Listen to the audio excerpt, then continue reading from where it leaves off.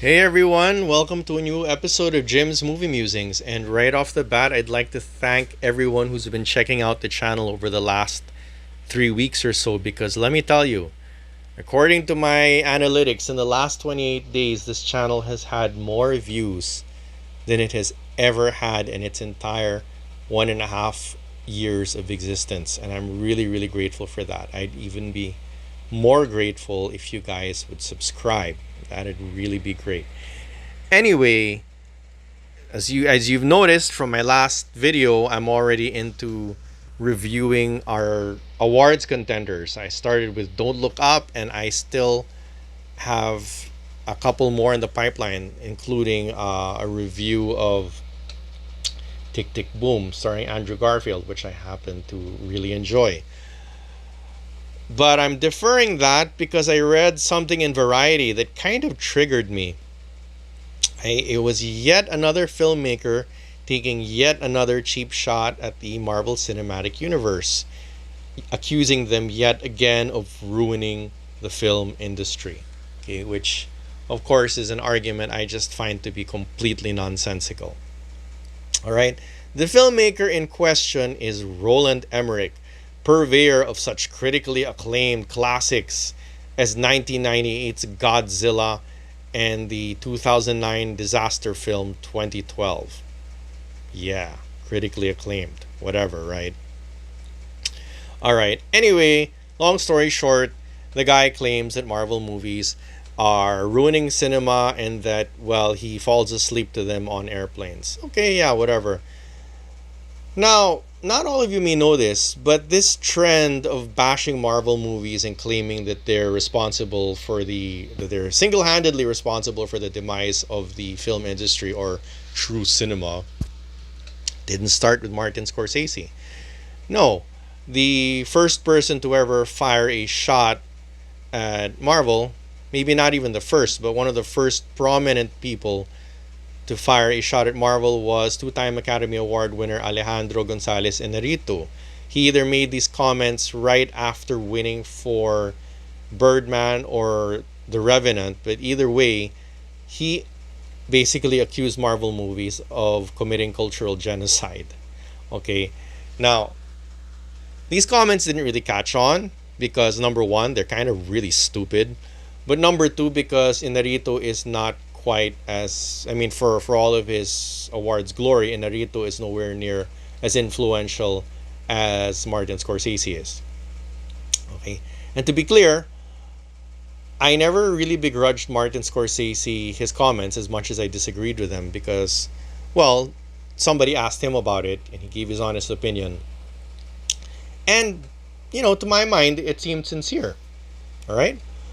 Now, my problem is that in the years that have passed since then, okay, it's become quite fashionable to basically turn Marvel into some kind of, well, scapegoat. But more than that, I mean, scapegoat, case in point, Ridley Scott ranting against Marvel movies and millennials and their f***ing cell phones. I mean, his words, not mine. Which, for basically being the reason why the Last Duel flopped. That's not exactly what he said, but essentially, the Last Duel, Ridley Scott's medieval epic, tanked seriously in theaters last year.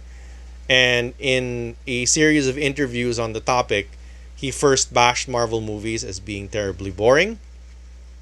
And then I think in a subsequent interview, talked about, well, basically decried millennials on their cell phones as being responsible for the flopping of his movie. Notwithstanding the fact that many of those self-same millennials probably powered The Martian to a nearly $500 million global gross. I mean, these comments are really sad coming from a filmmaker I greatly admire because I've been a fan of Ridley Scott's work for quite some time. From Alien to Gladiator and to The Martian. But then the dude makes these idiotic comments, and I can't help but wonder if he's kind of gone off the deep end. And God knows I'm not the only one. But there's more to it than that. There's more to this guy that just being a boomer. I can't help but wonder if there's something more cynical at work here. What do I mean? Well, you know, we know that Marvel equates attention. Marvel equates box office success. And is it at all possible that in recent times, especially considering that Marvel is almost single-handedly responsible for resurrecting the theatrical movie-going experience after the coronavirus nearly killed it all of 2020? Is it possible that people are basically name dropping Marvel to get people to talk about their movies more? Maybe this sounds a little tinfoil hat of me, I admit. But when somebody like Roland Emmerich, who's been responsible for one good movie in Independence Day and nothing else but schlock after that, when someone like Roland Emmerich considers himself a I don't know an authority on what constitutes original cinema, holy cow, you know, I can't help but wonder if his words are less about critiquing Marvel or expressing the need to save cinema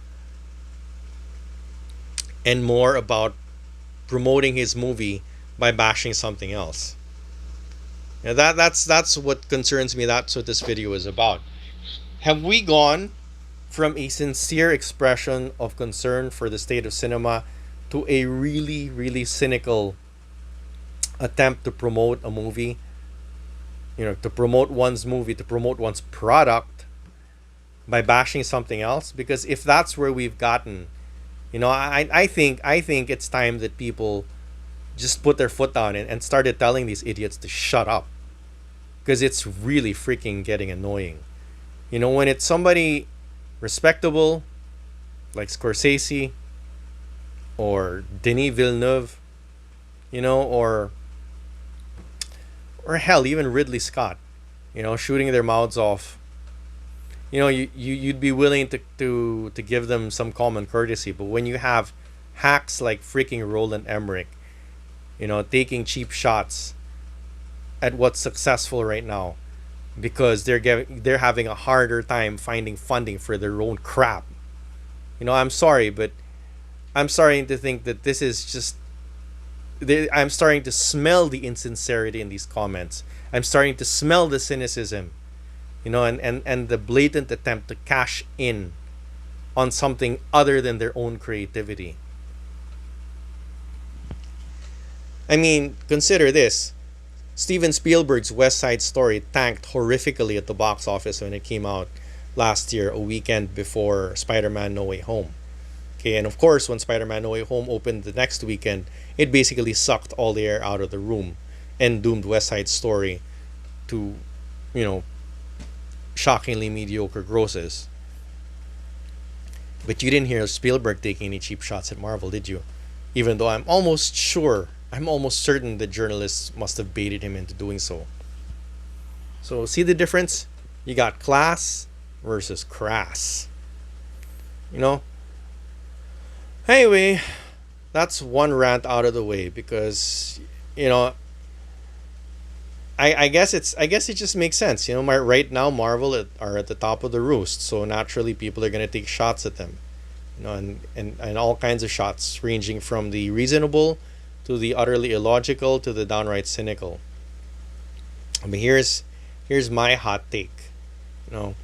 People shouldn't be so blatantly obvious that they're basically bashing Marvel to drag their own pitiful excuse for a film, up in people's eyes, because it's not gonna work. Okay, that's all I have to say. I mean, if you guys want to promote your movie, great, well and good.